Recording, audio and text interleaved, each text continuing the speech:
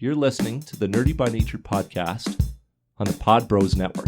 LetUsGetNerdy.com is your source for behind-the-scenes content, including videos, pictures, links, and show notes. Stop by for a free self-guided tour. Clothes are optional. Chris, the Beer King, is here. Rob, the encyclopedic, he is here too. Can't forget the man with the magic touch. Nathan, the sound man, is here to help us sound oh so sweet. I'm Elijah, and I like my own Facebook posts. Rob finally had a chance to test drive his Tesla in Toronto, and he lived to tell us about it. So, Rob, is a Tesla everything you thought it would be? And more, Elijah, and Really? more. Ooh. The entire experience was just phenomenal right from the word go. Had to be down in Toronto for a different event, and Right. while there, I took the opportunity to book a test drive for a Model S. The appointment was for noon. I got there a little bit early. 10? No, not quite that early. Got there about 20 to 12. I'd be excited. And went in, and one of the sales advisors, ownership advisors, whatever they call themselves, he introduced himself, and I said that I was there for a test drive, and he's like, well, he's just on lunch right now. You're the guy who's going to be taking you around for a test drive, so take a look around the S and the X, sit in, play around with the stuff. So I did that, checked out the Model S they had in the showroom and the Model X SUV. The Falcon Wing doors on the SUV, they're very, very interesting. Cool. Yeah, very cool. Push button to close it, push button to open it. You can also open and close them from the touch screen in the front. Saw some YouTuber had them, and they're just...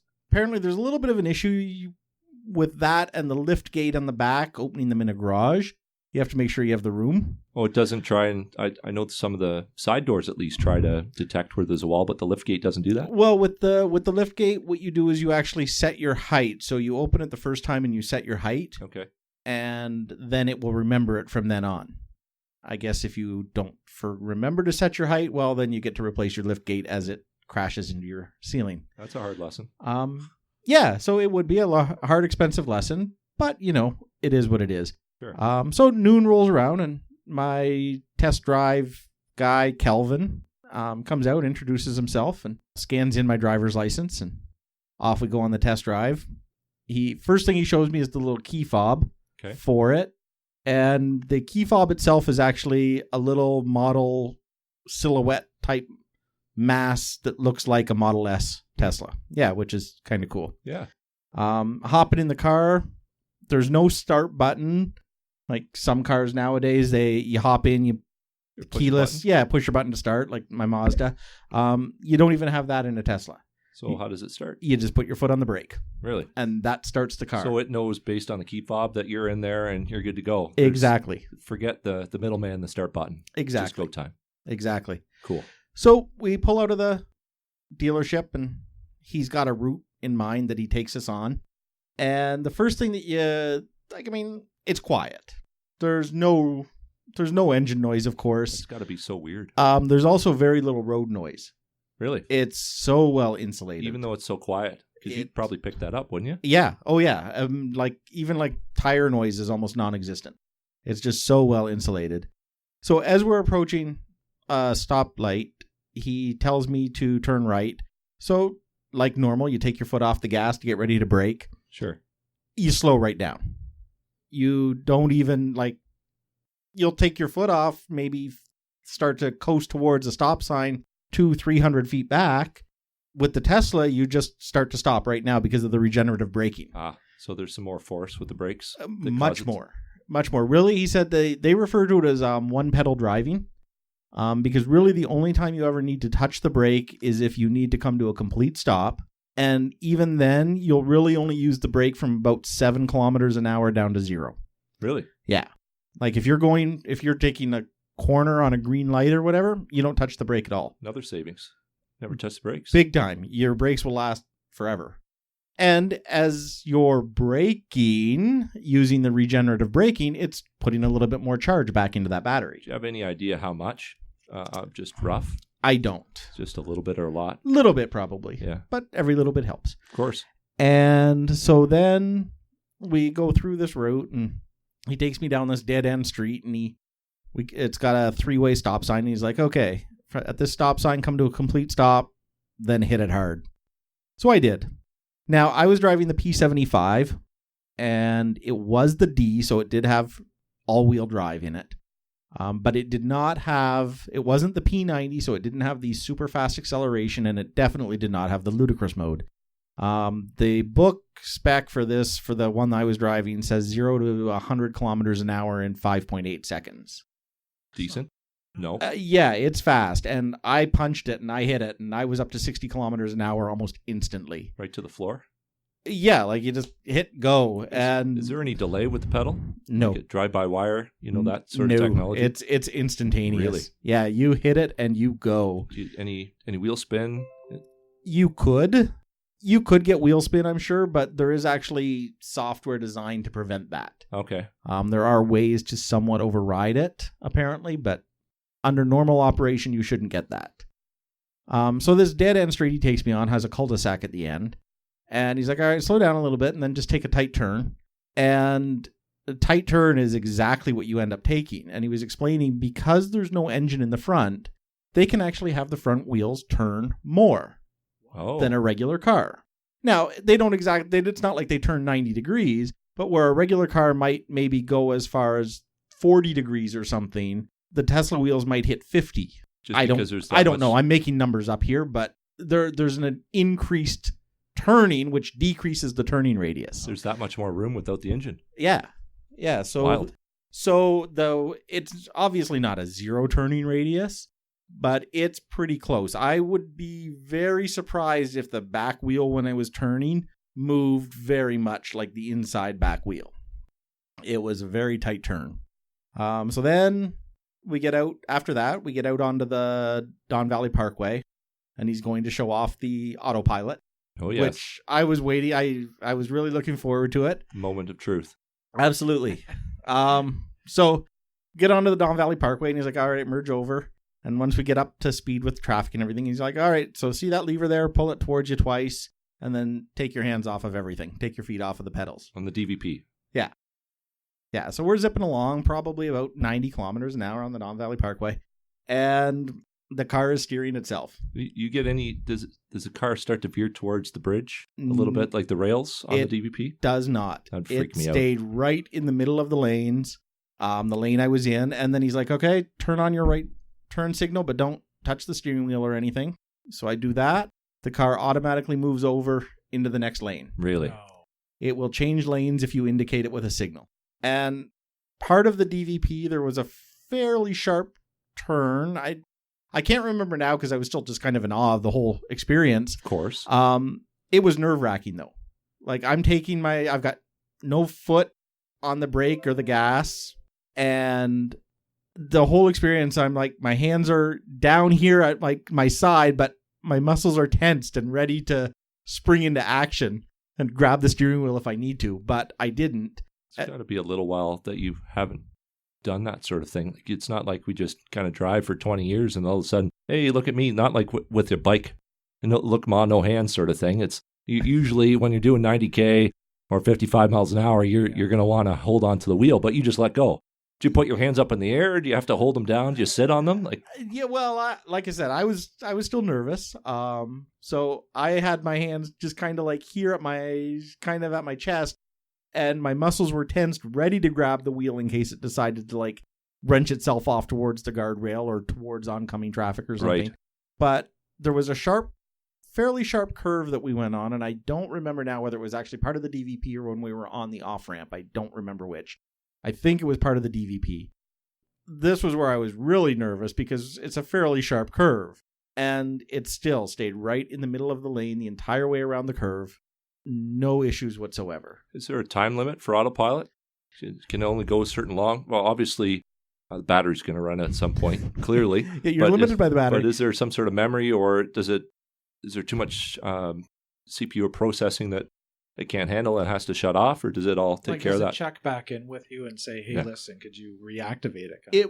It won't turn itself off necessarily. What it will do is periodically it will tell you to put your hands on the wheel. Okay. And then if you don't put your hands on the wheel, if you do put your hands on the wheel, then it's happy and away it goes. Sure. It keeps going. You just need to touch the wheel for a second and then you're good.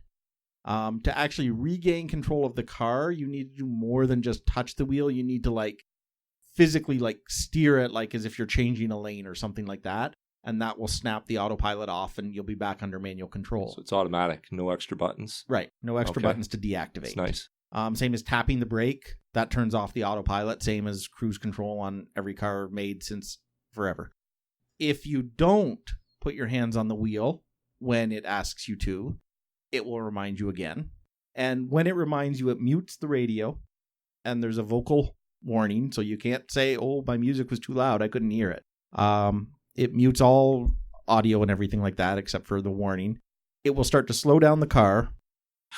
And then eventually it just basically turns itself off once the car's got down to like 20 kilometers an hour or whatever. And then, unless you touch the steering wheel, then it's happy and away it goes. So yeah, that was the Autopilot was really, really interesting and a lot of fun. It is not designed to work on every type of road. Oh. The ideal road for it is a divided highway. Okay. Where a multi-lane divided highway where the lane markings are clear, because it uses cameras to sense the lane markings and the cars behind and ahead and beside.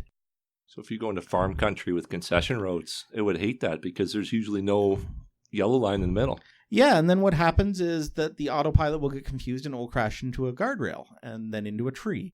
Oh, good. And then the person will blame autopilot when he's an idiot and shouldn't have been using autopilot in that condition anyways. Right. And so, yeah, it was really interesting. So we get off the DVP, and then pretty much at this point, there's not much else he can show me in the car. He showed me one neat thing in the car itself. With every Model S in Canada, you get a subscription to Slacker Radio.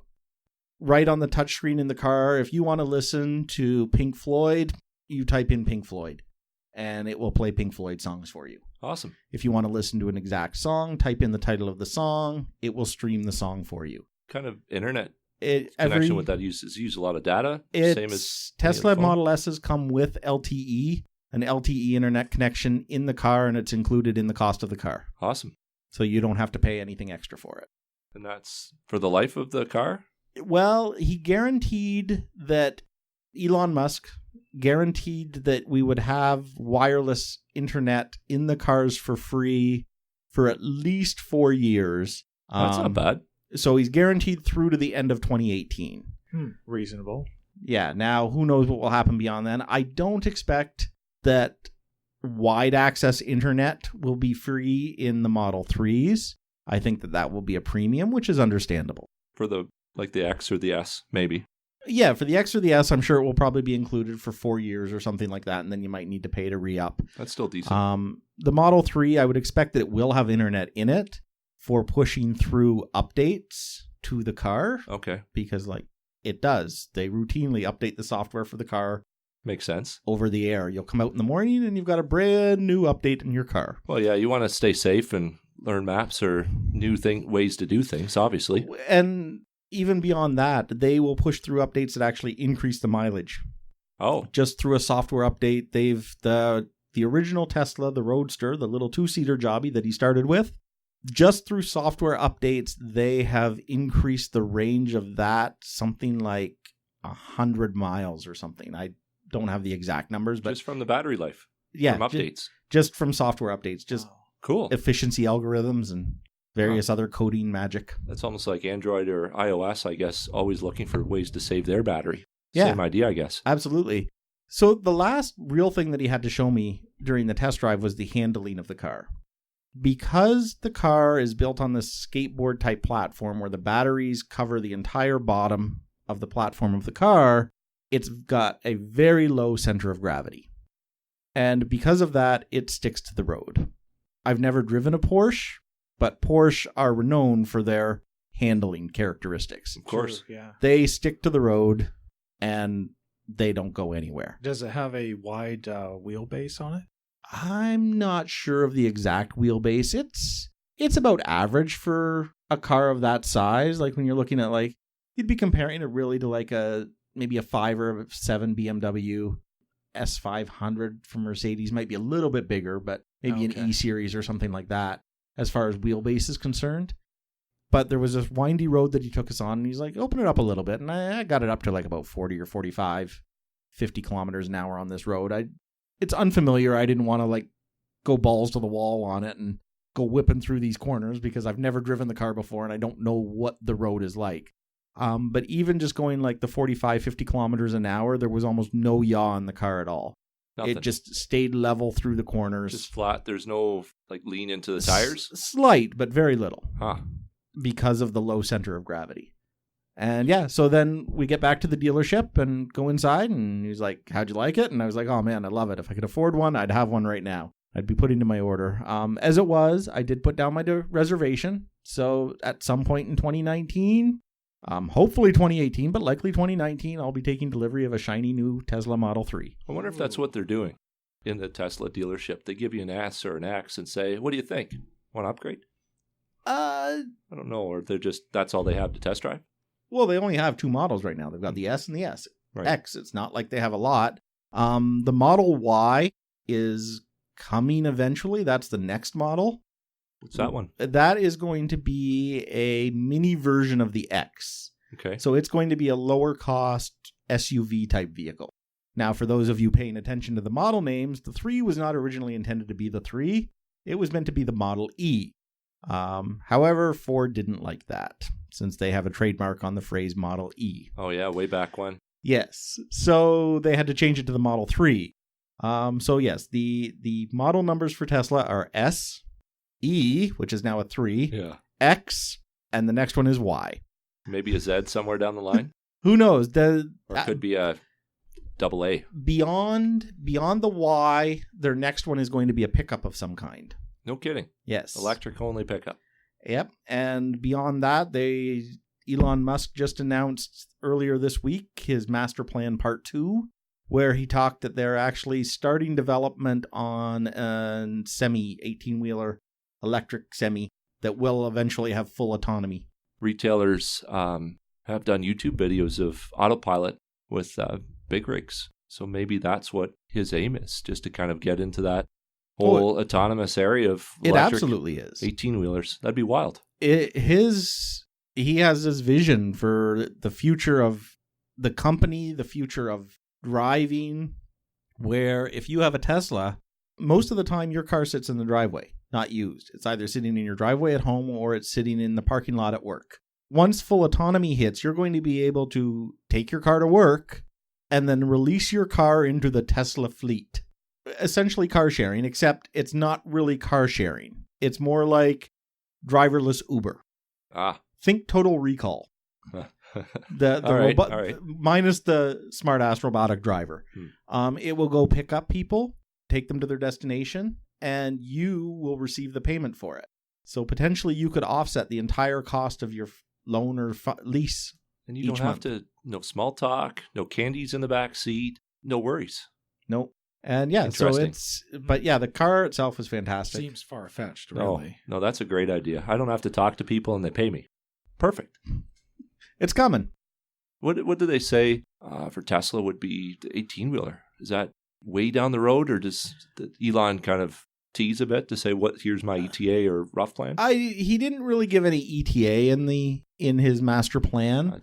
But when you look at, it was 10 years ago, almost to the day right at this point, that they released, that they became a company, I think, essentially. And since then, they've released the Roadster, the S, the X. The 3 is pencils down at this point. They're done design or almost done design for the 3, so it's going to go into production next year. And now they're working on merging the two companies, Solar City and Tesla Motors, into one big Tesla company. And then you're going to see an even bigger push with the solar wall, with the Tesla wall. Or even, I guess, in the cars, they could have even longer range if they make it pretty. The solar panels pretty on the tops of the cars, or however they may design that. Efficiency right now for solar panels, it would increase your range, but honestly, it would be negligible. That's too much cost for the efficiency. Well, with the efficiency of the photo panels, the PVP panels right now, they're just not efficient enough. Something else would have to come before we get there, you think? A giant leap in PVP technology. right now we're only at about like a 20-25% efficiency in the solar panel. Yeah, the solar doesn't seem to be, at least on a commercial scale, it doesn't seem to be the big push. So we're getting there. It's slow. Improving. Yeah. I guess other vehicles, as far as the Tesla 3, I know you kind of jumped on it a bit, but is this kind of more of an entry family sedan compared to the S and the X? Absolutely. It's a lot smaller. It's more the size of like a Toyota Camry or a Mazda 6. Doesn't have the length or the width of the S. And so, yeah, it's a lot smaller. But if you're a family of 4, it's really big enough. Good enough. Few suitcases. Yeah. Starting to come out with more charging stations too?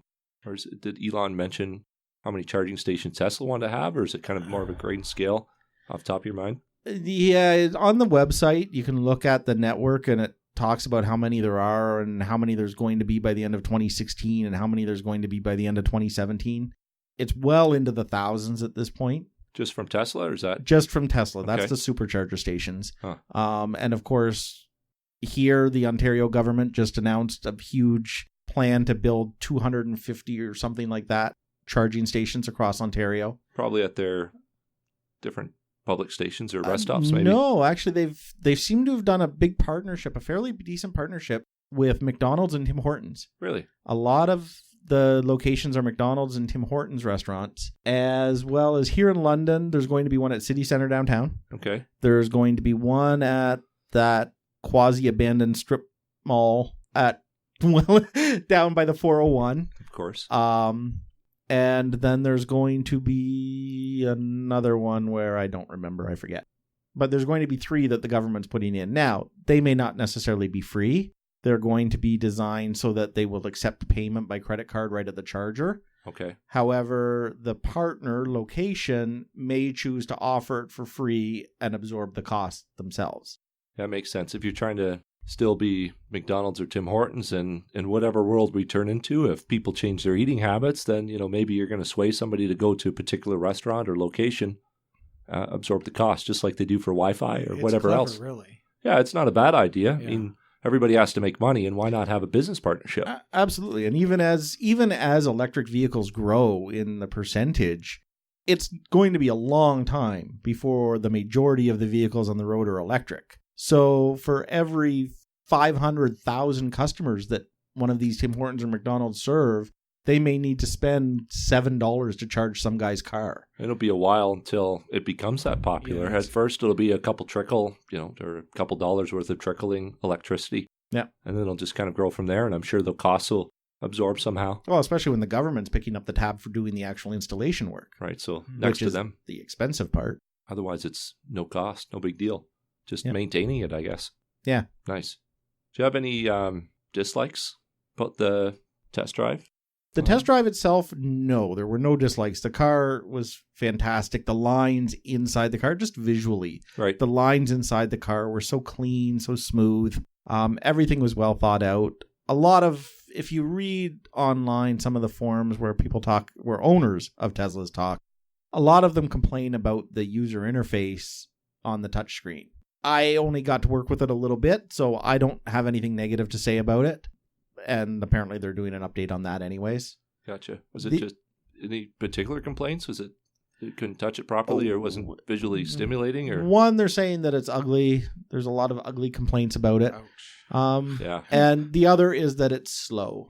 And I believe that the touchscreen is based on a Tegra 2 processor or something. And there's talk of upgrading that the 3 is going to have a faster touchscreen. And once they bring that out, once they refresh the Model S and everything, it's going to get a faster processor as well.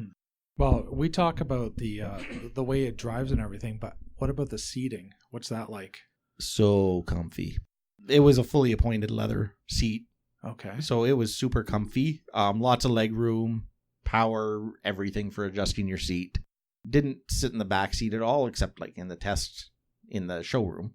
And that was comfortable as well. Seats 5. And you can get an option for the Model S where you actually have 2 rear-facing jump seats in the trunk. What? Yeah, so you can actually have a 7-seat Tesla Model S for like kids. A rumble seat. Essentially, yeah. Just like the station wagons. Yeah, way back. the old station wagons that used to have the back facing one, and it's good for kids. Sure. Yeah. And yeah, they could sit and face back and Great. give the people behind you the finger as you're If they'll still as have, they're tailgating you. if you still have drive-ins by the time Hey Tesla Jimmy, comes give that around. guy a finger. Give that guy the finger. He's following too close. Hey, look, a deer.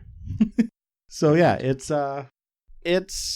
phenomenal. Like they've put a lot of thought into the vehicles, and they're fun to drive. And I would love to own one right now. Even the rear- Elon, if you're listening, send me one. no please. pressure. Just No pressure. four Just- would be lovely. I'd be happy, even with the P60. Doesn't even need to be the D. I know anything. I'll take it. Any particular features that stand out for you? I know you said you love it. You're in awe. Awesome. But is it something like a rear view camera is a nice touch, or just little things, or is it a big thing that kind of stands out for you with Tesla? The Autopilot is by far Yeah. the biggest feature. Obvious. It's by far the biggest feature. How much use will I get out of it? Who knows? We'll see. There's got to be times where you're doing work commutes or something like that. I know you might not use your own vehicle, but at that time it'd be nice to kind of For sure. keep your hands off the wheel and kind of adjust and just sit back for a minute. For sure. I have to decide. I think I'm going to get the Autopilot feature. You have to now that you tried it. Yeah. Well, I don't have to. I could drive it quite happily without the Autopilot. And the nice thing is, the equipment, all the hardware is there regardless. Okay. So if I buy it right off the bat and choose not to spend the extra however many thousands of dollars to have the Autopilot, I can do it later and they can activate it by software upgrade. Really? They can just send down a command, just Right the from same the as you. factory. Just like your satellite system, if you call to order HBO in 2 minutes, it comes Okay. down over the internet and That's handy. you're enabled. Just like that. Just like that. So these Teslas would be, I assume they'd be talking to each other to be able to figure out where it is. Is that just GPS satellites that it uses when it's doing autopilot?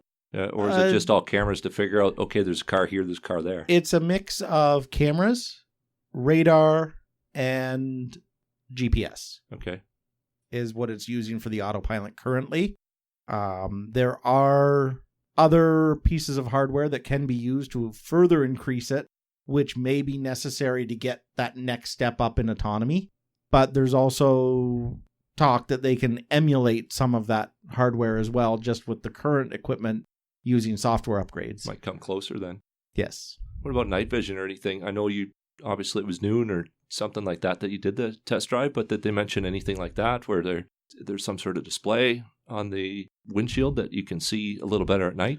To my knowledge, there's no heads-up display at all in the S or the X. I'm kind of surprised. Nobody knows what's happening with the 3 yet. We're still waiting for the second reveal. We've seen what the outside looks like, and we've seen a shot inside the 3 from stage and some driving videos and things like that. The one thing to note for the 3, there's a 15-inch touchscreen in the middle in landscape mode, and that's it.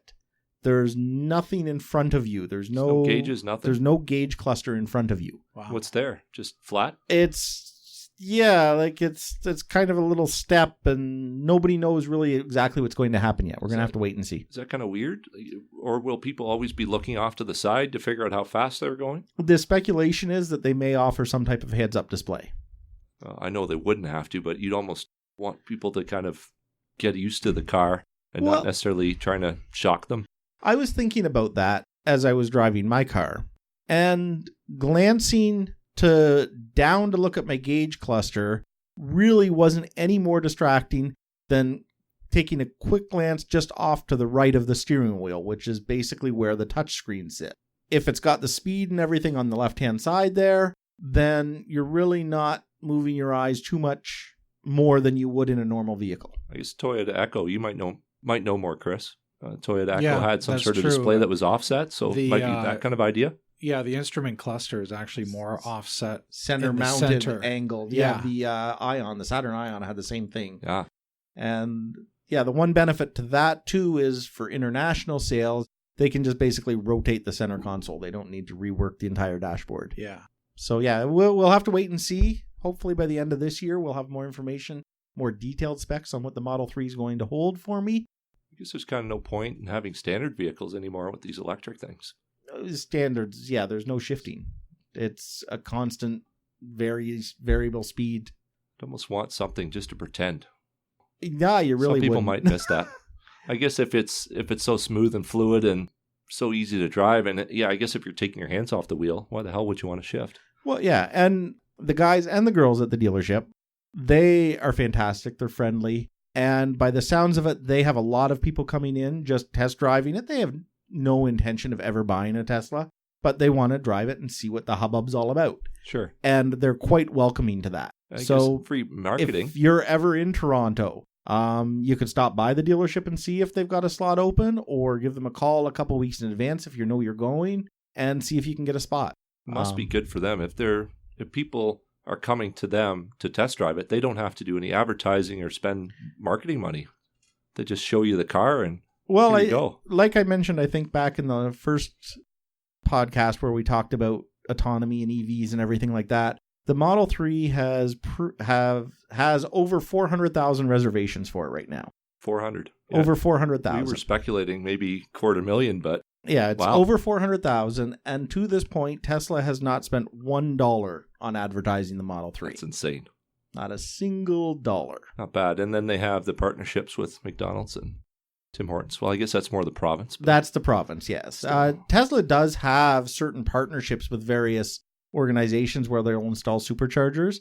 Can't think of any off the top of my head, but they will partner with certain things, like maybe they might partner with Shell or somewhere to install supercharger stations at select Shell gas stations, for example, or someplace like an A&W or something like that. That makes sense. Mm-hmm. I mean, why not? Maybe a quick review, like a summary of your thoughts, Rob. The car you said was awesome. Quiet, awesome, goes fast, turns quick, drives itself. Not much more you can say about that. No, I guess not. Kind of said it all. Maybe you'll get a free car for the publicity. Who knows? That would be nice. I'm not holding my breath. No. Me too. But the Tesla, definitely a competitor in the EV space. And if the market follows Elon's lead, this will create a huge shift how we drive today. Thanks to Chris, Rob, Nathan, and then myself. I'm going to thank myself too. Why not? This episode was pretty awesome, I got to admit. Stop by letusgetnerdy.com for nerdy greatness. Crack open a cold one and raise it up in the air. Cheers to number 10. This is Nerdy by Nature on the Pod Bros Network. The next Nerdy by Nature episode is coming next Friday. We promise. I know, I get it. It's hard to wait a whole week for nerdy goodness, but this will help. We have a couple guests, including John, the Downriver Pod Brother, to get his geek on with us. We get to know each other a bit, and then it happened. The most polite argument about cell phones ever. Subscribe on iTunes or your favorite podcast app so you don't miss this awesome episode or any episodes that we share with you. Nerdy by Nature is on the Pod Bros Network. Android versus iOS. We can't wait. See you then. Have a great weekend.